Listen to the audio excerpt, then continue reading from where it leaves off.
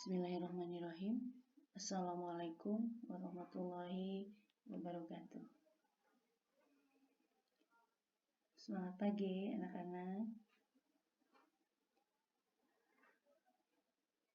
Selamat berjumpa lagi dengan Ibu Guru Mata Pelajaran Bahasa Indonesia di SMK Negeri 1 Maja. Anak-anakku sekalian, bagaimana kabarnya? Semoga kita semua selalu diberikan kesehatan, panjang umur, ada dalam keberkahan, serta semoga senantiasa ada dalam lindungan Allah Subhanahu wa Ta'ala. Amin ya Allah ya Rabbal Alamin. Anak-anakku sekalian, bersyukur atas semua anugerah yang Allah berikan.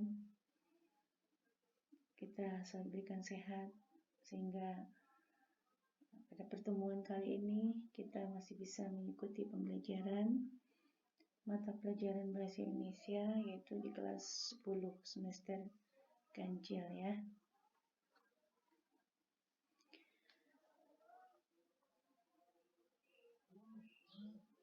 Anak-anak sekalian, tidak terasa sekarang kalian sudah duduk di bangku kelas 10 SMK ya.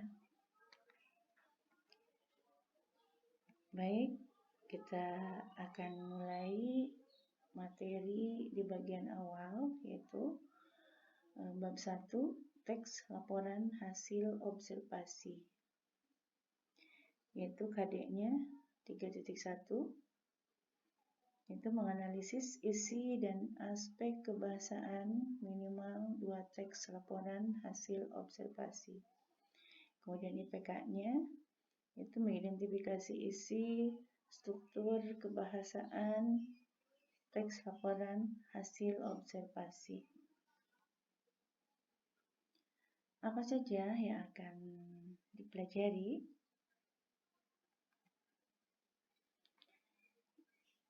Nah, di pertemuan kali ini kita memiliki indikator penilaian ya, yaitu indikator pengetahuan, indikator sikap, dan indikator keterampilan. Nah, di dalam indikator pengetahuan, kalian harus bisa atau mampu menjelaskan pengertian, ciri-ciri, fungsi, tujuan, serta isi dan aspek kebahasaan dari teks laporan hasil observasi. Kemudian indikator sikapnya, kalian harus mampu menentukan pengertian, ciri-ciri, fungsi, tujuan, serta isi dan aspek kebahasaan teks laporan hasil observasi dengan penuh rasa tanggung jawab. Dan indikator keterampilannya, kalian harus mampu menganalisis teks laporan hasil observasi berdasarkan pengertian, ciri, fungsi, tujuan, dan isi serta aspek kebahasaan dari laporan hasil observasi. Nah, adapun materi yang akan kita bahas pada pertemuan sekarang, yaitu yang pertama pengertian teks laporan hasil observasi. Kemudian ciri-ciri teks laporan hasil observasi. Kemudian fungsi dan tujuan teks laporan hasil observasi. Dan yang terakhir, isi dan aspek kebahasaan teks laporan hasil observasi.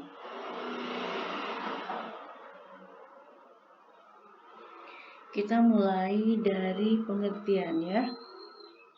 Apa sih teks laporan hasil observasi itu? Teks laporan hasil observasi adalah teks non-fiksi atau ilmiah yang berisi informasi berupa fakta-fakta ilmiah dari objek yang dibahas. Ya. Kemudian, apa saja ciri-cirinya dari teks laporan hasil observasi itu? Yang pertama, bersifat objektif. Kedua, berdasarkan fakta. 3, objek yang dibahas bersifat umum. Dan yang keempat adalah objek dirinci secara sistematis dari sudut pandang ilmu.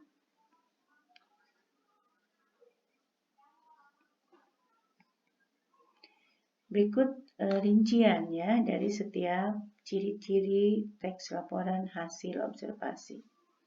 Yang pertama tadi bersifat objektif. Artinya, semua informasi yang disampaikan dalam teks laporan hasil observasi harus dapat dibuktikan kebenarannya.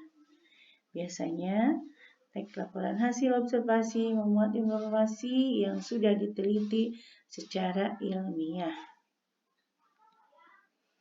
Kemudian, berdasarkan fakta. Artinya, informasi dalam teks laporan hasil observasi harus berupa fakta yang ada terkait objek yang dibahas. Biasanya, fakta yang disampaikan adalah fakta-fakta ilmiah. Berikutnya, yang ketiga yaitu objek yang dibahas bersifat umum. Dalam teks laporan hasil observasi ini berbeda dengan tes deskripsi. Pada laporan hasil observasi, objek yang dibahas bersifat umum. Artinya, seorang penulis dalam teks laporan observasi itu harus menentukan objek yang akan diobservasi secara umum saja. Misalnya, penulis ingin mengobservasi kucing. Penulis bisa mengobservasi kucing manapun. Objek kucing pada teks laporan hasil observasi tidak ditentukan satu kucing tertentu, tetapi kucing secara umum. Itu ya maksudnya. Kemudian 4, ya, ciri yang keempat yaitu adalah objek dirinci secara sistematis dari sudut pandang ilmu. Nah, penyampaian isi laporan hasil observasi terhadap suatu objek harus dirinci pembagian-pembagiannya. Penulis bisa menyampaikan terkait anatomi tubuh, misalnya ya, kemudian kebiasaan, kingdom, manfaat, dan hal lain tentang objek yang diobservasi. Satu hal yang pasti bahwa rincian informasi yang ditulis harus dapat dibuktikan dan sudah diteliti secara ilmiah.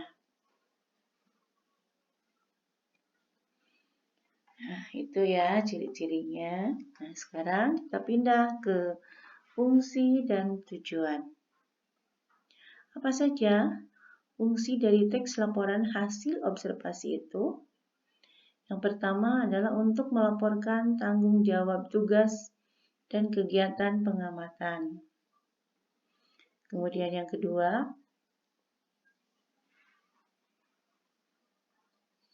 menjelaskan dasar penyusunan kebijaksanaan, keputusan, dan pemecahan masalah. Kemudian yang ketiga, sarana pendokumentasian. Ya, harus ada dokumentasinya, gitu ya. Apa yang ditelitinya, gitu ya. Nah, kemudian fungsi yang keempat adalah sebagai sumber informasi terpercaya. Nah, kemudian sekarang tujuan dari teks laporan hasil observasi. Kalau tadi fungsi, nah sekarang tujuan. Untuk apa tujuannya? Itu yang pertama untuk mengatasi suatu persoalan. Kemudian yang kedua untuk menemukan teknik atau cara terbaru. Ya. Kemudian yang ketiga mengambil keputusan yang lebih efektif. Dan yang keempat adalah untuk melakukan pengawasan dan atau perbaikan. Gitu ya. fungsi dan tujuan teks laporan hasil observasi. Nah, sekarang kita melangkah ke isi pokok teks laporan hasil observasi. Artinya di sini merupakan struktur ya. Mulai dari definisi umum, kemudian ada deskripsi bagian, dan ada juga deskripsi manfaat. Jadi ada 3 struktur atau isi pokok teks laporan hasil observasi. Kita coba ya mulai dari definisi umum dulu. Struktur yang pertama, isi yang pertama yaitu yang disebut definisi umum yaitu merupakan bagian awal yang biasanya berisikan pengertian sesuatu yang akan diulas. Dan bagian ini membahas gambaran umum tentang objek yang diobservasi, gitu ya. Kemudian yang kedua adalah deskripsi bagian.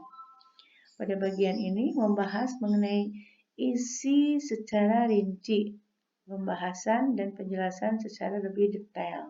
Ya. Kemudian yang ketiga yaitu adalah deskripsi manfaat. Deskripsi manfaat adalah berisi fungsi atau manfaat setiap objek yang diamati. Setiap observasi pasti memiliki manfaat di dalamnya, karena tujuan observasi adalah menemukan berbagai fakta baru mengenai suatu hal. Nah, sekarang kita masukkan ke dalam contohnya ya. Contoh dari isi atau struktur definisi umum. Begini kalimatnya ya. Lingkungan hidup adalah segala sesuatu yang ada di sekitar manusia dan berhubungan timbal balik. Lingkungan hidup ini mencakupi benda hidup dan benda mati. Benda hidup perlu makanan dan berkembang baik seperti manusia, binatang, dan tumbuhan. Benda mati antara lain tanah, air, api, batu, dan udara. Jika terpelihara dengan baik, ya, lingkungan hidup itu dapat menciptakan masyarakat yang sehat, aman, tentram, lahir, dan batin. Itu masih deskripsi umum ya. Nah, sekarang kita melangkah ke deskripsi bagian. Indonesia merupakan paru-paru dunia kedua. Indonesia memiliki hutan lebat yang memberikan banyak oksigen. Di negara ini terdapat tumbuhan dan hewan yang khas seperti mato, ya, kayu cendana, burung cendrawasih, orangutan, dan komodo. Itu bagian ya. Nah, yang terakhir adalah deskripsi manfaat. Contoh teksnya begini, alam yang indah harus dicintai, dijaga, dan dilestarikan. Kecintaan pada alam itu harus selalu kita tumbuhkan kepada seluruh warga Indonesia. Selain itu, rasa cinta itu juga harus terus ditanamkan agar alam Indonesia tetap menjadi paru-paru dunia dan bermanfaat bagi kehidupan seluruh makhluk hidup. Gitu, ya. Jadi di sini yang dikatakan definisi umum ini masih sifatnya luas, umum ya, masih global. Sedangkan deskripsi bagian itu adalah merupakan rincian bagian-bagian yang ada di dalamnya. Dan yang terakhir, deskripsi manfaat di dalam hal tersebut harus memiliki asas kebermanfaatan. Manfaatnya untuk siapa, untuk apa saja, gitu. Ya. Nah, itu ya. Itu isi ya, isi dari teks laporan hasil observasi yaitu berupa struktur teks. Nah, sekarang yang terakhir yaitu adalah analisis aspek kebahasaan, yaitu diantaranya ada kata serta frase verba dan nomina, kemudian ada afiksasi, ada kalimat deskripsi dan definisi, kemudian ada kalimat kompleks dan simpleks. Kita mulai ya dari yang pertama, itu kaidah bahasa yang pertama yaitu adanya kata serta frase verba dan nomina. Jenis kata dan kelompok kata atau frase yang dominan digunakan dalam sebuah teks laporan hasil observasi yaitu ada verba atau kata kerja dan juga ada nomina, kata benda. Nah, di sini sebelum kita melanjutkan ke nomor berikutnya, ya, kita harus tahu perbedaan antara kata dan frase. Kalau kata ya itu berbentuk morfem atau morfem bebas. Ya. Kemudian satuan bahasa terkecil atau dapat memiliki arti maupun tidak yang bersifat bebas. Itu adalah kata. Nah, sedangkan kalau frase ya yaitu gabungan beberapa unsur namun tidak melebihi batas fungsi, hanya memiliki satu fungsi dalam suatu kalimat. Ya. Kemudian kelompok frasa itu adalah kelompok kata yang non-prediktif atau tidak menduduki subjek dan predikat. Ya. Itu perbedaannya antara kata dan frase.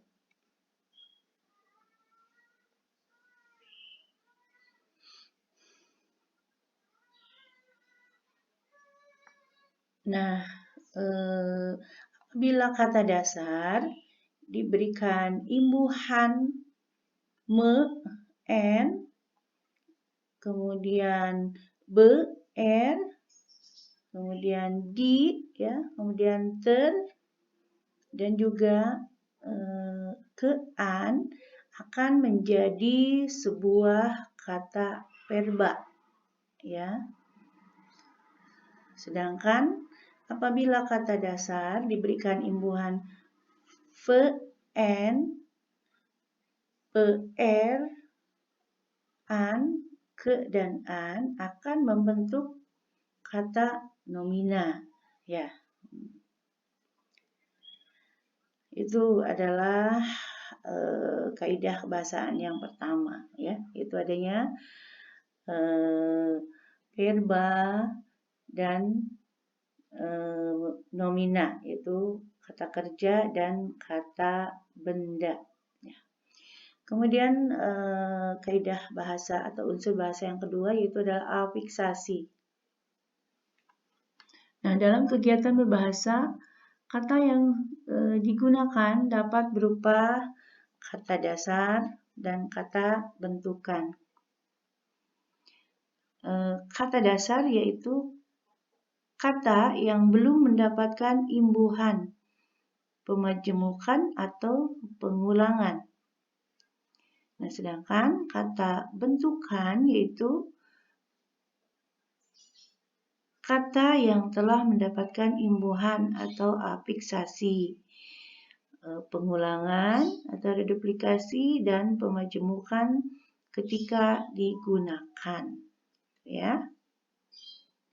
Nah, ini contoh dari afiksasi, ya.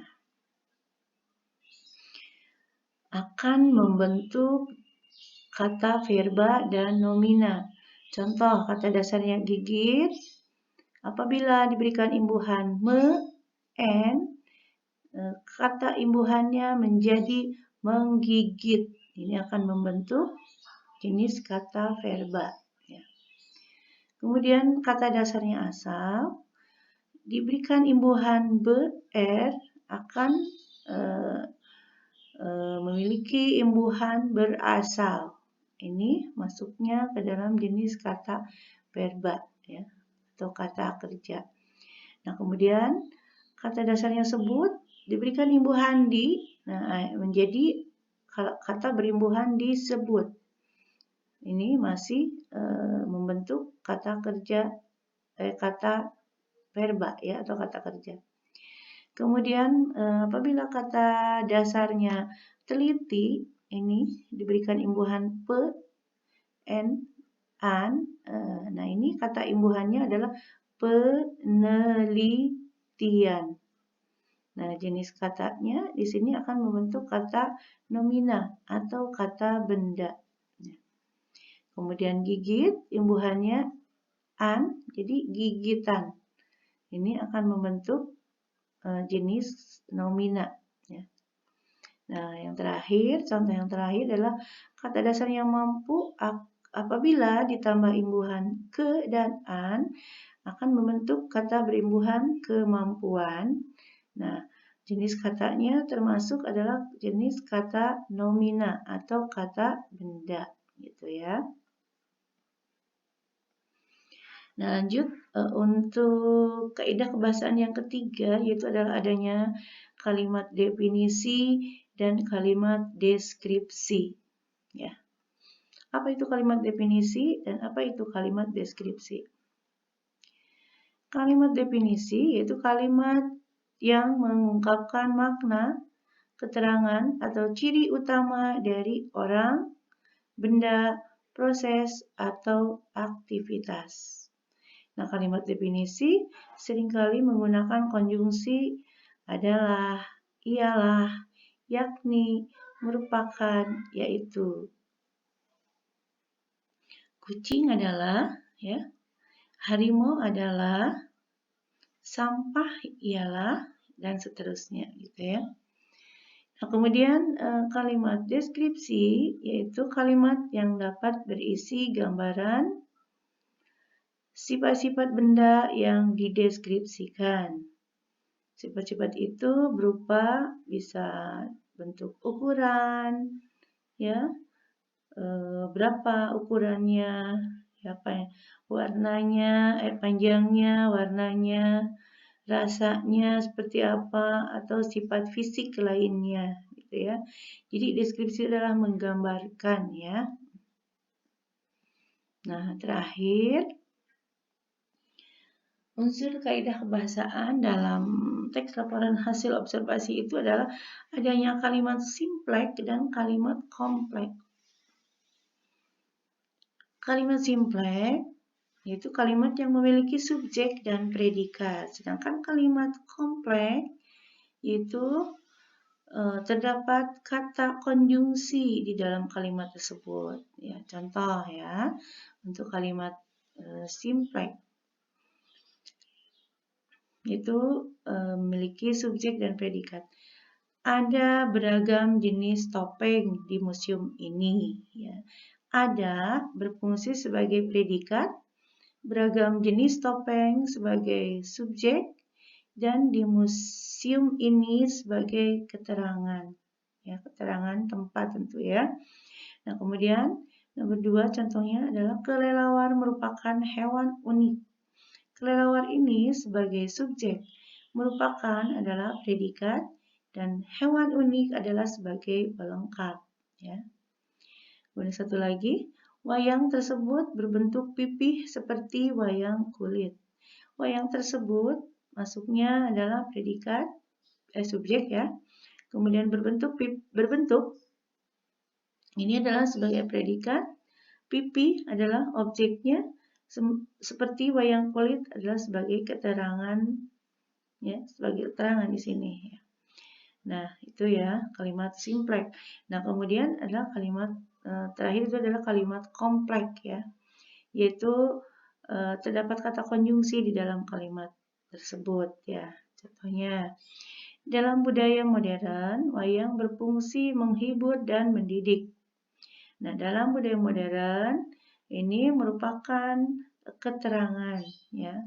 Wayang adalah sebagai subjek, berfungsi sebagai predikat dan menghibur dan mendidik. Nah, menghibur, mendidik ini adalah pelengkap ya, sama pelengkap. Nah, konjungsinya adalah dan.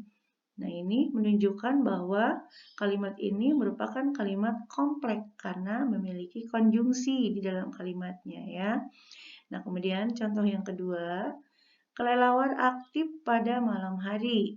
tetapi tidur pada siang hari. Nah, kelelawar di sini fungsinya adalah sebagai subjek, kemudian aktif adalah sebagai predikat, pada malam hari merupakan keterangan waktu ya, kemudian tetapi tidur pada siang hari. Nah, tidur adalah